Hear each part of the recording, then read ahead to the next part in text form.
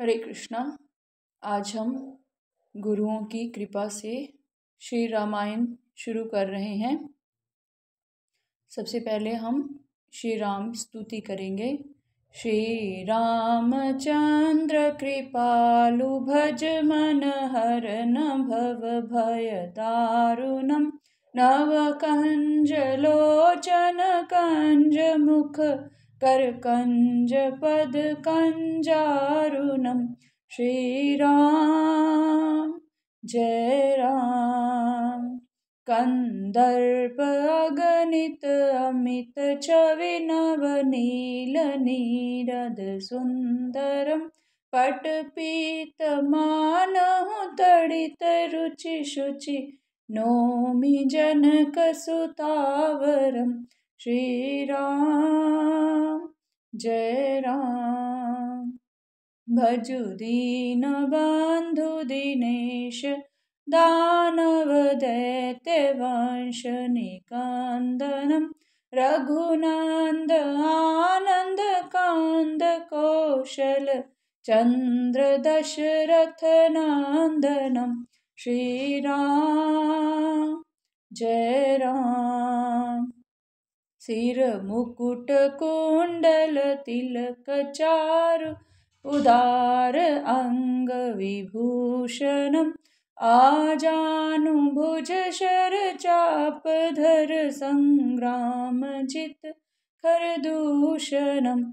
श्री राम जय राम। इति वदति तुलसीदास शंकर शेष मुनि मनरंजनम मम हृदय कांज निवास कुरु कामादिखल दल गंजनम। श्री राम जय राम। श्री राम जय जय राम। श्री राम जय जय राम। जय श्री राम। अभी हम रामायण बालकांड से पढ़नी शुरू करेंगे। पूरे ध्यान से सुनिए। बहुत समय पहले वाल्मीकि नामक एक महान मुनि रहा करते थे। उन्हें पूर्ण पुरुषोत्तम भगवान की लीलाओं की चर्चा करने में अपूर्व आनंद आता था। एक दिन जब वाल्मीकि अपने शिष्यों के एक समूह के समक्ष कृष्ण भावना अमृत की व्याख्या कर रहे थे, तब उनकी कुटिया में श्री नारद मुनि पधारे, जो भगवान की लीलाओं का गुणगान करते हुए आध्यात्मिक एवं भौतिक जगत में अनवरत भ्रमण करते रहते हैं। श्री नारद मुनि को देखकर वाल्मीकि एवं उनके शिष्यों ने उन्हें प्रणाम किया। तत्पश्चात प्रथा के अनुसार श्री नारद मुनि को बैठने के लिए उच्च स्थान प्रदान किया गया एवं पाद प्रक्षालन किया तथा नम्रता पूर्वक उनके कुशल क्षेम के विषय में जिज्ञासा की। उसके पश्चात वाल्मीकि ने श्री नारद से प्रश्न किया, हे तत्वज्ञानियों में श्रेष्ठ, कृपा हमें बताएं कि वर्तमान समय में इस धरती पर ऐसे कौन हैं जो सभी ऐश्वर्यों के सागर हैं? कौन है जो सर्वाधिक सुसंस्कृत, विद्वान, शक्तिशाली, उच्च विचारों वाले, सत्यवादी एवं कृतज्ञ हैं? कौन है जिनका चरित्र निर्दोष है और जो जीवधारियों के यथार्थ कल्याण में संलग्न हैं? कौन अतुलनीय रूप से मेधावी हैं, सर्वाधिक सुंदर हैं, जिसके समक्ष क्रोध एवं द्वेष प्रभावहीन है, तथापि जो क्रुद्ध होने पर बड़े से बड़े देवताओं को भी भयभीत कर देते हैं? तीनों लोकों में प्रत्येक व्यक्ति की सुरक्षा करने वाले पराक्रमी कौन हैं? किसे भाग्य की देवी ने सभी आशीर्वाद दिए हैं? हे मुनिवर, कृपया मेरे प्रश्नों का समाधान पूर्ण रूप से करें। त्रिलोकज्ञ मुनिवर नारद ने उत्तर दिया, हे ऋषि, राम नाम के एक प्रख्यात राजा हैं जो इक्ष्वाकु राजवंश में महाराज दशरथ के पुत्र के रूप में अवतरित हुए हैं। वे सभी श्रेष्ठ गुणों वाले एवं सर्वाधिक ऐश्वर्यशाली हैं। राम अपनी इंद्रियों पर पूर्ण रूप से नियंत्रण रखने वाले एवं असंख्य शक्तियों के स्वामी हैं। भगवान राम की शक्तिशाली भुजाएं घुटनों से नीचे तक लंबी हैं और उनकी गर्दन पर 3 मंगल रेखाएं हैं जो अति शुभ हैं। उनके कंधे विस्तृत एवं छाती चौड़ी है। सुंदर माथा, सुशोभित ललाट, शक्तिशाली जबड़े और मजबूती से जड़ी हुई हंसुली है। उनके नेत्र विशाल हैं, उनका कद भव्य मध्यम ऊंचाई वाला है और उनके समस्त अंग सुगठित एवं सुडौल हैं। वे गहन हरित नील वर्णी हैं, जिनकी अनुपम आभा है। उनकी बुद्धि अथाह है, उनका आचार व्यवहार गंभीर है तथा उनकी वाणी एवं वक्तव्य कला सर्वश्रेष्ठ है। भगवान राम का चरित्र विशेष रूप से पवित्र है और वह वास्तविक धार्मिक सिद्धांतों का पालन करने वाले हैं। वे आत्म साक्षात्कार में पूर्ण हैं एवं वर्णाश्रम धर्म के अनुपालक हैं। वस्तुतः वे संपूर्ण ब्रह्मांड के आश्रय हैं। साथ ही साथ वे समस्त शत्रुओं के संहारक हैं एवं पूर्ण शरणागतों के एकमात्र आश्रय हैं। भगवान राम वेदों के परम ज्ञाता तथा शस्त्र विद्या में निपुण है। उनका निर्णय अविचल है, उनकी बुद्धि अपूर्व एवं स्मरण शक्ति अच्युत है। वस्तुतः उनकी विद्वता असीम है। वे मेधावी, कृपालु एवं पराक्रमी हैं। सभी जीवों को उनसे स्नेह है। वे शत्रुओं तथा मित्रों के बीच भेदभाव नहीं करते हैं तथा सागर के समान गंभीर हैं। धैर्य में वे हिमालय पर्वत के समान हैं। शक्ति में वे भगवान विष्णु के समान हैं। सौंदर्य में वे चंद्रमा के समान हैं। सहनशीलता में वे पृथ्वी के समान हैं तथा क्रोध में वह अग्नि के समान हैं, जो विश्व संहार के समय प्रज्वलित होती है। ऐश्वर्य में वे कुबेर के तथा भक्ति में सदाचार के देवता धर्मदेव के समान हैं। तत्पश्चात नारद ने वाल्मीकि के समक्ष भगवान राम की लीलाओं का संक्षिप्त वर्णन किया। उन्होंने सूचित किया कि अब यही भगवान राम अपने आश्रितों पर न्यायपरायणता तथा आदर्श रूप से शासन करते हैं। उन्होंने व्याख्या की कि भगवान श्री राम के राज्य में कोई भी व्यक्ति रोग अथवा मानसिक क्लेश से पीड़ित नहीं होता। भगवान राम के राज्य में प्रत्येक व्यक्ति सुखी एवं संपन्न होगा। उन्हें भूख, अभाव एवं चोरी का कभी भय नहीं होगा। सभी नगरों एवं ग्रामों में प्रचुर मात्रा में अन्न, फल, सब्जी एवं दूध से निर्मित वस्तुएं उपलब्ध होंगी। वस्तुतः प्रजा उसी धर्मनिष्ठा एवं प्रसन्नता का अनुभव करेगी जो कि सतयुग में पाई जाती थी। बाढ़, भूकंप, अकाल आदि प्राकृतिक प्रकोप नहीं होंगे। स्त्रियां सदा पवित्र रहेंगी एवं उन्हें वैधव्य से पीड़ित नहीं होना पड़ेगा। भगवान रामचंद्र अपने परम धाम आध्यात्मिक जगत में वैकुंठ को लौटने से पूर्व पृथ्वी पर 11,000 वर्षों तक शासन करेंगे। वाल्मीकि के प्रश्नों का, जो कि 3 लोकों के कल्याण हेतु थे, समाधान करने के पश्चात श्री नारद भगवान के गुणों का प्रचार करते हुए पुनः अपनी यात्रा पर चल पड़े। तब वाल्मीकि मुनि अपने शिष्य भारद्वाज के साथ तमस नदी के तट की ओर चल दिए। नदी के तट पर बैठकर वाल्मीकि श्री नारद द्वारा वर्णित बातों पर विचार करने लगे। वन में बैठे हुए वाल्मीकि ने सारस पक्षियों के एक जोड़े को देखा, जो मैथुन क्रिया में संलग्न था। काम क्रिया में लिप्त दोनों पक्षी मधुर स्वर में गा रहे थे। उसी समय निषाद वंश का एक पापी शिकारी अपने छिपने के स्थान से निकलकर प्रकट हुआ।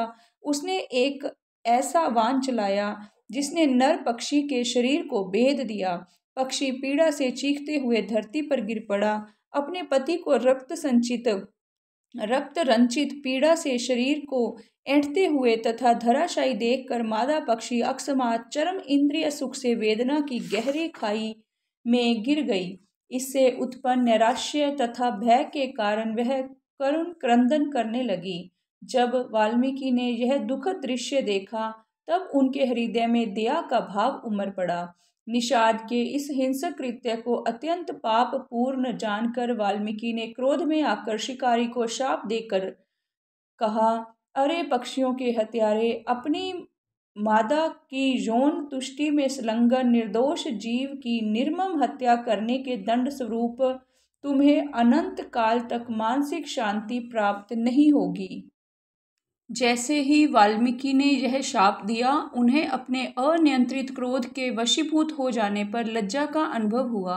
ज्ञानी होने के कारण उन्हें यह ज्ञात था कि वस्तुतः सभी जीव असहाय रूप से भौतिक प्रकृति के प्रभाव में हैं। उन्हें शिकारी पर इस प्रकार क्रोधित होने का पश्चाताप हुआ। उसी समय वाल्मीकि यह सोचकर चकित हुए कि उनके मुख से उच्चारित शाप आश्चर्यजनक रूप से एक काव्योक्ति था। वास्तव में उनका शाप रामायण की एक अत्यंत भावुक अभिव्यक्ति का संकेत था, जिस पर वे श्री नारद के भेंट के पश्चात मनन कर रहे थे। अतः वाल्मीकि ने अपनी शिष्य भारद्वाज से पूछा, मेरी वेदना से 4 पंक्तियों की एक कविता उभरी है, जिनमें से प्रत्येक पंक्ति में 8 अक्षर हैं। शोक से यह आश्चर्यजनक श्लोक उभर कर आया है, क्योंकि करुणा के बिना यथार्थ काव्य अभिव्यक्ति की कोई संभावना नहीं है। तत्पश्चात वाल्मीकि तमस नदी में स्नान करके भारद्वाज के संग अपने आश्रम लौट आए। शिकारी को दिए गए अपने शाप के विषय में उनका चिंतन जारी रहा। अकस्मात उन्होंने देखा कि भगवान ब्रह्मा अपने निवास से, जो इस ब्रह्मांड का सर्वोच्च लोक है, अवरोहित हो रहे हैं। आनंद एवं आश्चर्य से व्याकुल अवाक वाल्मीकि ब्रह्मांड के सर्वप्रथम जन्म लेने वाले व्यक्ति का अभिनंदन करने के लिए उठ खड़े हुए। जब भगवान ब्रह्मा वाल्मीकि के समक्ष उपस्थित हुए, तब उन्होंने श्री ब्रह्मा को सादर प्रणाम किया तथा अत्यंत श्रद्धा एवं आदर से उनकी पूजा की।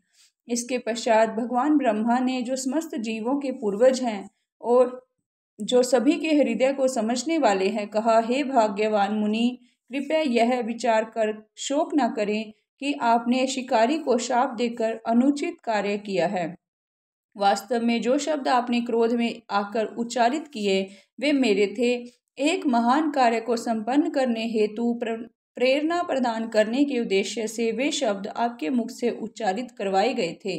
वस्तुतः अब समय आ गया है कि आप भगवान श्री रामचंद्र के जीवन की कथा, महान अलौकिक दिव्य लीलाएं जो विश्व के परम कल्याण हेतु हैं, की रचना करें। मेरे प्रिय वाल्मीकि, चिंतित ना हो, क्योंकि मेरे आशीर्वाद की शक्ति से जो कुछ भी तुम्हें ज्ञात नहीं है वह तुम्हारे हृदय में स्पष्ट रूप से विदित हो जाएगा। इस प्रकार मेरी कृपा से तुम्हारे द्वारा रचित रामायण की कथा त्रुटि रहित होगी। वाल्मीकि को यह आशीर्वाद देखकर भगवान ब्रह्मा अपने दिव्य हंस वाहन पर सभी दर्शकों को आश्चर्यचकित करते हुए अपने धाम की ओर चल दिए। भगवान ब्रह्मा के निर्देशानुसार वाल्मीकि भगवान रामचंद्र की लीलाओं का ज्ञान प्राप्त करने हेतु ध्यान मगन हो गए।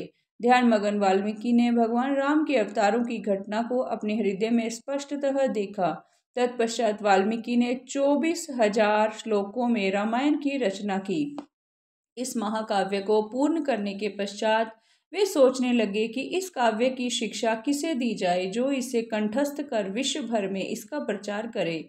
जब वाल्मीकि इस प्रकार चिंता मगन थे, तब उनके शिष्य लव और कुश, जो ऋषियों के वेश में थे, उनके सन्मुख प्रस्तुत हुए और उन्होंने दिनचर्या के अनुसार उनके चरण स्पर्श किए। वनवास के पश्चात सीता ने इन जुड़वा भाइयों को जन्म दिया था और तब से वे दोनों वाल्मीकि की देखरेख में रहने लगे। सीता का विवशता पूर्वक त्याग किया गया जब अयोध्या की प्रजा ने 10 शीश वाले राक्षस रावण के द्वारा स्पर्श किए जाने पर उनकी पवित्रता पर संदेह किया। इस प्रकार से भगवान श्री रामचंद्र को उनका त्याग करने हेतु विवश किया गया। उनके दोनों पुत्र लव तथा कुश तीव्र स्मरण शक्ति एवं संगीत कला के धनी थे। इसके अतिरिक्त वे वेदों में निपुण थे। देखने में वे बिल्कुल अपने पिता के समान एवं संगीत में स्वर्ग के गंधर्वों के समान दक्ष थे। इस प्रकार वाल्मीकि ने पाया कि वे दोनों रामायण की शिक्षा प्राप्त करने हेतु योग्य थे। तत्पश्चात वाल्मीकि लव एवं कुश को ध्यानपूर्वक संपूर्ण रामायण का अध्ययन कराने लगे। उन जुड़वा भाइयों ने संपूर्ण रामायण कंठस्थ कर ली। वाल्मीकि की शिक्षाओं का पालन करते हुए उन्होंने भगवान श्री रामचंद्र की अद्भुत लीलाओं को महान मुनियों, विद्वान ब्राह्मणों एवं शुद्ध हृदय वाले अन्य धार्मिक व्यक्तियों को सुनाया।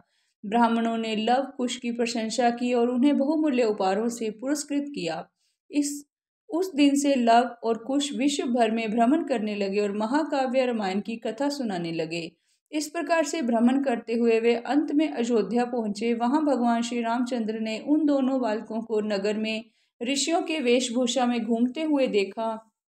अपनी दिव्य लीलाओं का उनके द्वारा सुंदर ढंग से वर्णन किए जाने की प्रशंसा सुनकर भगवान राम ने प्रसन्न होकर उन्हें अपने महल में रामायण की कथा सुनाने के लिए आमंत्रित किया। यद्यपि वे उनके पुत्र थे, तथापि उन्होंने उन दोनों को नहीं पहचाना। इन जुड़वा मुनियों का आदरपूर्वक स्वागत करने के पश्चात भगवान राम ने उन्हें अपने राजसभा में आमंत्रित किया। भगवान राम ने देखा कि यद्यपि ये बालक तपस्वी ब्राह्मणों के वेश में थे, तथापि इनका रूप क्षत्रियों के जैसा था। राम ने अपने भ्राताओं भरत, लक्ष्मण तथा शत्रुघ्न से कहा, हे रघुवंशियों में श्रेष्ठ, इस सुंदर कथा का श्रवण करो। यद्यपि ये दोनों गायक तपस्वियों की भांति दिखते हैं, तथापि इनके लक्षण महान शासकों के हैं। इस कथा को सुनो, क्योंकि यह साहित्यिक सौंदर्य से भरपूर है एवं सभी के चित्त को आकर्षित करने वाली है। जैसे ही लव कुश ने उस महाकाव्य का गान आरंभ किया, राम और उनके भाई सब कुछ भूलकर उसे सुनने में मगन हो गए। भगवान की कीर्ति का श्रवण एवं कीर्तन करने मात्र से भौतिक जगत के बंधनों से मुक्त हुआ जा सकता है। कौशल नामक एक विशाल भूखंड का विस्तार सरयू नदी के तट तक था। वह भूमि हरी भरी, संपन्न एवं अन्न से परिपूर्ण थी। अयोध्या की प्रसिद्ध नगरी का मनुष्य जाति के राजा वैवस्वत मनु की इच्छा से इस विस्तृत क्षेत्र में निर्माण किया गया था। यह भव्य नगर 96 मील लंबा एवं 24 मील चौड़ा था। इस नगरी का विस्तार क्रमानुसार किया हुआ था और इसके सुंदर सीधे मार्ग मतवाले हाथियों की सूंड से छिड़के गए सुगंधित जल से सुवासित होते थे। प्रतिदिन स्वर्ग में से अप्सराएं अपने सुंदर विमानों में बैठकर वहां भ्रमण करती एवं पुष्पों की वर्षा करती। अयोध्या के मेहराब नुमा द्वार पथ संगमरमर से निर्मित थे तथा द्वारों पर स्वर्ण एवं रजत की नक्काशी की गई थी तथा बहुमूल्य जवाहरात जड़े थे। शत्रुओं को दूर भगाने में सक्षम तोप तथा प्रेक्षपात्र नगर के दीवारों की सुरक्षा करते थे। बाजार तथा व्यावसायिक प्रतिष्ठान व्यवस्थित ढंग से निर्मित थे। मार्ग के किनारे पर 7 मंजिला भवन सुनियोजित ढंग से निर्मित थे। बहुमंजिला महलों में सुशोभित अति सुंदर उद्यानों से आवृत तथा वाद्यों के सफूर्ण से गूंजती हुई अयोध्या नगरी स्वर्ण के राजा इंद्र की नगरी अमरावती से भी प्रतिस्पर्धा करती। नगर में भाट, कवि और गायक भगवान के यश का गुणगान करते तथा नर्तक भगवान की सर्व कल्याणकारी लीलाओं पर आधारित नाटकों का मंचन करते। अयोध्या में फलों वाले वृक्षों एवं असीमित पुष्पों से परिपूर्ण अनेक सुंदर उद्यान थे। नीले, लाल एवं सुनहरे वर्णों के कमलों में से भरे सरोवर थे और वायु में ऊंचाई तक जल की फुहार छोड़ते हुए फुहारे थे। मंद वायु फुहारों से सुगंधित फुहार लेते हुए अपने स्पर्श से प्रजा को शीतलता प्रदान करती तथा उष्ण ग्रीष्म ऋतु को भी बसंत के समान बना देती। सारस एवं मयूर की ध्वनि सर्वत्र सुनी जा सकती थी। अयोध्या के जल स्तोत्रों एवं छोटी नदियों में प्रवाहित जल गन्ने के रस के समान मधुर था और उसका उपयोग न केवल पेयजल के रूप में अपितु अनेक आम्र कुंजों को सींचने के लिए भी होता था। सुंदर संरचना वाले अनेक भवन और महल बहुमूल्य पत्थरों से निर्मित थे एवं पताकाओं तथा तोरणों से सुसज्जित थे। उनका सौंदर्य वैकुंठ के महलों से प्रतिस्पर्धा करता था। सहस्त्रों योद्धा इस भव्य नगरी की सुरक्षा करते थे। वे इतने निपुण धनुर्धर तथा रथ योद्धा थे कि सहस्त्रों व्यक्तियों के साथ युद्ध कर सकते थे। अयोध्या के मार्गों में सदैव प्रजा का आवागमन रहता। विश्व के सभी भागों से राजा और राजकुमार अपना अपना वार्षिक कर भुगतान करने आते और अयोध्या के राजा के प्रति आदर प्रकट करते। व्यापारीकरण निकट एवं दूरस्थ स्थानों से आकर क्रय विक्रय हेतु एकत्रित होते। ब्राह्मण पुरोहित प्राय भगवान विष्णु का गुणगान करते हुए एवं वैदिक श्लोकों का उच्चारण करते हुए यज्ञ अग्नि में घी की आहुति देते हुए देखे जाते। अपनी इंद्रियों पर नियंत्रण रखने वाले सत्य को समर्पित ये ब्राह्मण समस्त गुणों से युक्त थे। महाराज दशरथ संपूर्ण पृथ्वी के शासक और एक महान राज ऋषि थे। वे एक महर्षि के समान प्रख्यात थे। वे असीमित शत्रुओं के साथ अकेले युद्ध करने में सक्षम उग्र योद्धा थे। उनके तथा प्रजा के धार्मिक होने के कारण अयोध्या एक प्रामाणिक वैदिक सभ्यता का सजीव चित्र प्रस्तुत करती थी। प्रत्येक कल्पनीय धन वैभव वहाँ पूर्णता से उपलब्ध था और पापमय जीवन से उत्पन्न होने वाले भौतिक दुख व्यवहारिक तौर पर नगण्य थे। अयोध्या में चारों वर्ण तथा ब्राह्मण क्षत्रिय वैश्य एवं शूद्र तथा आश्रम राज्य की शांति एवं संपन्नता बनाए रखने के लिए संयुक्त प्रयास करते। ना कोई चोरी करता, ना कोई कृपण था। उदंडता, नास्तिकता, कठोर व्यवहार तथा कटुवाणी की अनुपस्थिति से यह नगरी उत्कृष्ट थी। इतने वैभवशाली एवं सम्मानित होने के पश्चात भी राजा दशरथ अप्रसन्न थे। अनेक प्रयासों के पश्चात भी उन्हें उनकी वंश परंपरा को कायम रख सकने वाला कोई पुत्र प्राप्त न हुआ। अंततः बहुत विचार करने के पश्चात राजा दशरथ ने पुत्र प्राप्ति हेतु अश्वमेध यज्ञ करने का निर्णय लिया। श्रील प्रभुपाद व्याख्या करते हैं, वैदिक यज्ञ कोई साधारण कार्य नहीं है। इस प्रकार के यज्ञ में देवता भाग लेते हैं और ऐसे यज्ञों में जिन प्राणियों की बलि दी जाती है वे नया शरीर प्राप्त करते हैं। इस कलयुग में कोई ऐसा शक्तिशाली ब्राह्मण नहीं है जो देवताओं को आमंत्रित कर सके या प्राणियों को पुनर्जीवन प्रदान कर सके। पूर्व काल में ब्राह्मण वैदिक मंत्रों के उच्चारण में निपुण थे।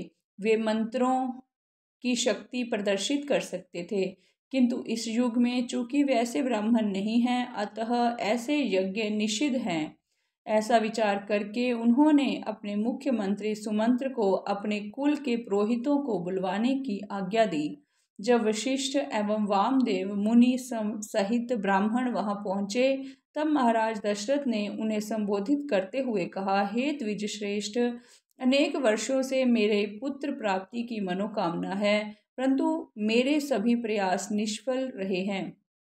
क्योंकि मेरा कोई उत्तराधिकारी नहीं है, अतः मैं प्रसन्नता का आडंबर नहीं कर सकता।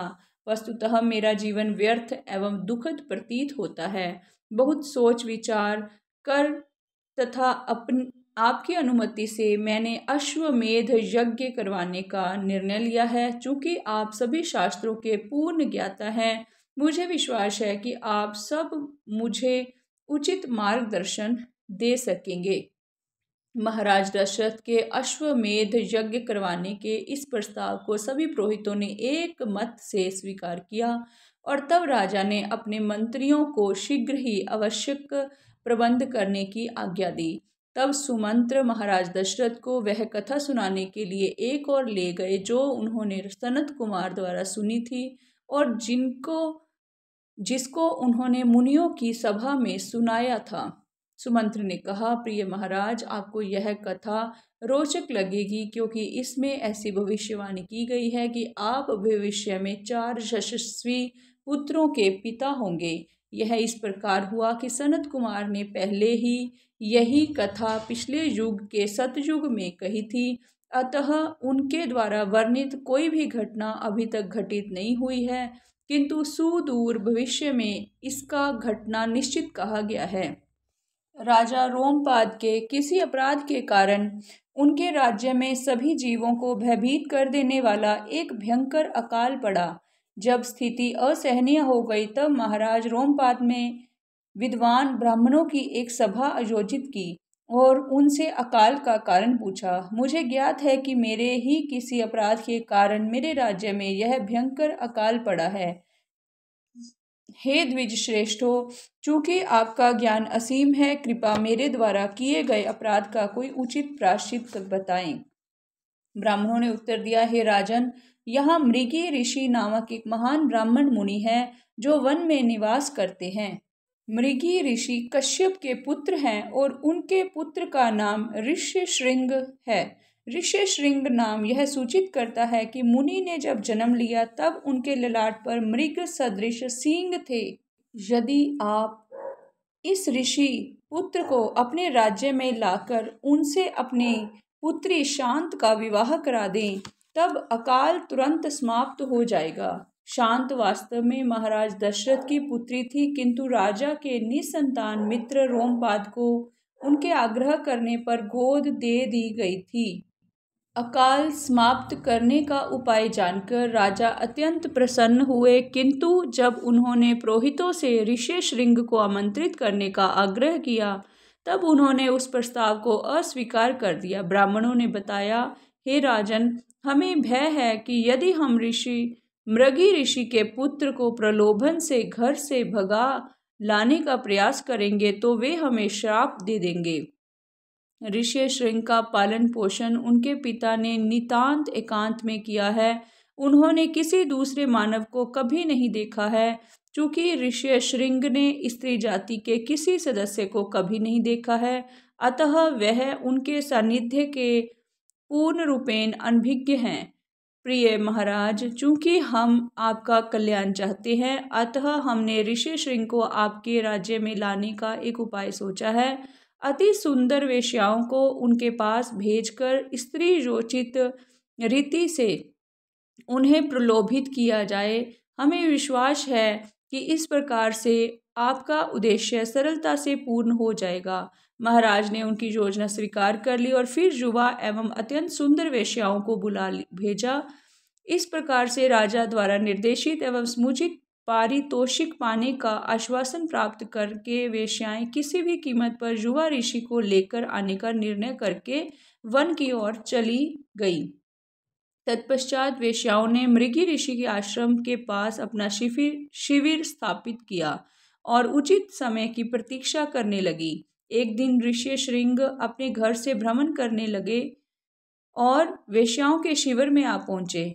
उन्हें देखते ही युवतियां आनंदपूर्वक उनके पास गई। जब उन्होंने उस युवक से उसका परिचय पूछा, तब उसने उत्तर दिया, मैं मृगी ऋषि का पुत्र हूँ और अपने पिता के आश्रम में तपस्या करता हूँ। आप सब अत्यंत सुंदर हैं। मेरी कामना है कि आप सभी मेरे घर आकर मेरी सेवा एवं सत्कार को स्वीकार करें। वेश्याएं ऋष्यशृंग के साथ आश्रम गई, जहां उनको चरण धोने के लिए जल दिया गया, जलपान करवाया गया एवं अनेक प्रकार के फल मूल प्रदान कर उनका उचित स्वागत किया गया। वे युवतियां ऋष्यशृंग के पिता के शीघ्र ही लौट आने की शंका से भयभीत थीं तथा अधिक समय तक वहां रुकना नहीं चाहती थीं। जाते समय उन्होंने कहा, हमारे प्रिय मित्र, अतिथियों के स्वागत करने की हमारी रीति आपसे भिन्न है। अब आप भी हमारे आदर एवं सम्मान को स्वीकार करें। ऐसा कहकर युवतियों ने ऋष्यशृंग का अत्यंत स्नेह से आलिंगन किया और उन्हें मिष्ठान खिलाया। उस निर्दोष ऋषि पुत्र ने ऐसी स्वादिष्ट वस्तु का इससे पूर्व कभी आस्वादन नहीं किया था, क्योंकि उन्हें तो केवल फल मूल खाने की ही आदत थी। उन्होंने उस मिष्ठान को एक प्रकार का फल ही समझा। इस घटना के पूर्व उन्होंने अपने पिता के अतिरिक्त किसी अन्य को नहीं देखा था, अतः उन्होंने इन वेश्याओं को चमत्कारी सुंदर पुरुष समझा। युवतियों के चले जाने के पश्चात ऋष्यशृंग के मन में व्याकुलता और अधीरता होने लगी। हृदय में सुप्त कामुक इच्छाओं के बीज अंकुरित होने लगे। ऋष्यशृंग सदा सुंदर स्त्रियों के विषय में ही सोचने लगे। उनकी रातों की नींद उड़ गई। उनका हृदय एवं मस्तिष्क उन स्त्रियों के मधुर स्वर तथा आलिंगन से व्यग्र हो उठा। वे उनके अतिरिक्त अन्य कोई विचार कर पाने में अक्षम थे। अतः अगले दिन ऋष्यशृंग उन वेश्याओं के शिविर में गए। युवतियों ने प्रसन्नतापूर्वक ऋष्यशृंग का स्वागत किया तथा उन्होंने कहा, यह हमारा मूल निवास नहीं है। कृपया हमारी इस भव्य चलायमान कुटिया विमान में बैठकर उस स्थान को चलें जहां हम आपका उचित प्रकार से मनोरंजन कर सकें। हमारे पास अनेक प्रकार के फल मूल हैं और हम इतने आनंद से समय व्यतीत करेंगे कि आपको ज्ञात ही नहीं होगा कि समय कैसे व्यतीत हो रहा है। हृदय में से पराजित ऋष्यशृंग निसंकोच वेश्याओं के संग चल दिए। इस प्रकार से वे स्त्रियां उन्हें अंगराज्य में राजा रोमपाद की राजधानी वापस ले आईं। वस्तुतः जब ऋष्यशृंग गंगा से होकर जा रहे थे, इंद्र ने सभी जीवों को प्रसन्न करने वाली वर्षा प्रारंभ कर दी। जैसे ही राजा रोमपाद को ऋष्यशृंग के आगमन की सूचना प्राप्त हुई, वैसे ही उन्होंने महल से बाहर आकर उस युवा ऋषि को प्रणाम किया। भली भांति ऋष्यशृंग का स्वागत करने के पश्चात राजा उन्हें महल के भीतर कक्ष में ले गए, जहां उन्होंने दान में ऋषि को अपनी पुत्री का हाथ दिया। जब राजा समझ गए कि ऋष्यशृंग पूर्णतः संतुष्ट हैं, तब महाराज रोमपाद ने उनसे एवं उनके पिता से अभयदान का वर मांगा, ताकि वे दोनों उन्हें ऋष्यशृंग को छलपूर्वक घर से लाए जाने के कारण क्रोधित ना हो। ऋष्यशृंग ने राजा को अभयदान दे दिया। तत्पश्चात शांत के साथ उनका विवाह हर्षोल्लास के साथ संपन्न हुआ। विवाह समारोह समाप्त होने के पश्चात नवपरिणीत दंपति महाराज रोमपाद के महल में ही निवास करने लगे और इस तरह राज उचित सुख वैभव के साथ आनंद पूर्वक समय व्यतीत करने लगे। सुमंत्र ने अपनी कथा समाप्त करते हुए राजा दशरथ से कहा, हे राजन, सनत कुमार ने भविष्यवाणी की थी कि आप अपने मित्र रोमपाद से सहायता लेंगे एवं उनसे आग्रह करेंगे कि वे कौशल राज्य में आकर ऋष्यशृंग को अश्वमेघ यज्ञ संपादित करने की आज्ञा दें। ऐसा भी बताया गया है कि अश्वमेध यज्ञ के संपादन के पश्चात 4 अतुलनीय पुत्रों की प्राप्ति द्वारा आपकी कामना पूर्ण होगी। सुमंत्र ने यह कथा सुनकर महाराज अत्यंत प्रसन्न हुए। तब वे अविलंब अपने परिजनों को लेकर अंगराज्य गए। वहां उनका महाराज रोमपाद द्वारा भव्य स्वागत किया गया और उसी समय अंग देश के राजा ने ऋष्यशृंग को सूचित किया कि उनके असली श्वशुर दशरथ हैं। लगभग 1 सप्ताह तक रोमपाद के अतिथि सत्कार का आनंद लेने के पश्चात महाराज दशरथ ने अपने मित्र से कहा, मैं दीर्घकाल से विषादग्रस्त हूँ, क्योंकि अपने प्रख्यात वंश को कायम रखने हेतु मुझे अभी तक पुत्र की प्राप्ति नहीं हुई है। अतः मैं आपसे याचना करता हूँ कि आप ऋष्यशृंग को अयोध्या भेजकर मेरी ओर से अश्वमेध यज्ञ संपादित करने की आज्ञा दें।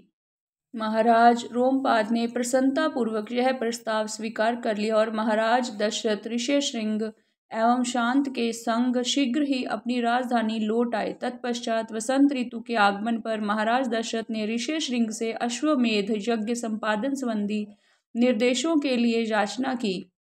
इस प्रकार यज्ञ के लिए आवश्यक प्रबंध किए जाने लगे तथा सरयू नदी के उत्तरी तट पर स्थित एक स्थान का चयन किया गया। अश्वमेध यज्ञ करवाने वाले राजा को अपने अधीनस्थ राजाओं को प्रभुत्व स्थापित करने के लिए युद्ध की चेतावनी के रूप में अपने सिपाहियों के साथ एक घोड़े अश्व को विश्व भर में भ्रमण करने के लिए छोड़ना होता है।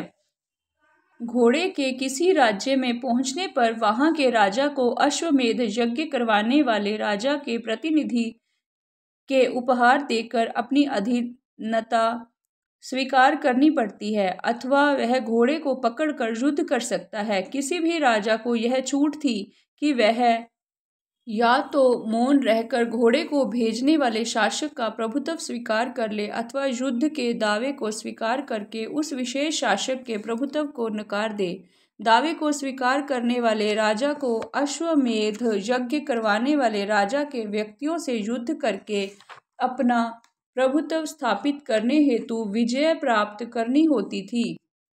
पराजित दावेदार को दूसरे राजा या शासक को जगह देने के लिए अपने जीवन की आहुति देनी पड़ती थी। विश्व भ्रमण करने के पश्चात जब कोई दावेदार शेष नहीं रहता और घोड़ा लौटकर आता, तभी अश्वमेध यज्ञ प्रारंभ हो सकता था। यह जानकर कि राजा जनक ही भविष्य में उनके पुत्रों के श्वशुर होंगे, महाराज दशरथ ने प्रथम निमंत्रण उन्हें ही भेजा। उसी प्रकार अन्य अधीनस्थ राजाओं को भी यज्ञ के आने के लिए निवेदन किया। 1 वर्ष की अवधि के पश्चात जब यज्ञ का घोड़ा 400 राजकुमारों के संरक्षण में सारी पृथ्वी का भ्रमण करने के पश्चात लौटा, तब यज्ञ आरंभ हुआ।